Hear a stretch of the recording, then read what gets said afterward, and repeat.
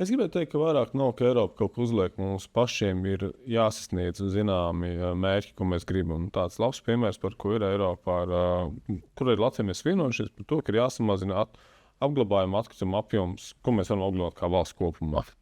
Bet es gribētu teikt, skatāmies no otras puses. Es nezinu, vai es gribu dzīvot valstī, kur mēs zinām, ka mēs pagājušajā gadā vien aptuveni apglabājām 275,000 tonu atkritumu. Tepat Latvijā, mūsu zemē.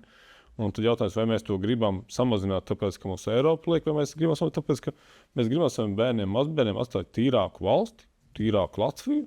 Man liekas, tas ir tas svarīgākais. Tas, ka jā, Eiropa arī parod, bet viņi arī dot arī instruments līdz arī finansējumu, kā mēs varam to samazināt, tad mērķim jābūt mūsu pašu uzstādītēm.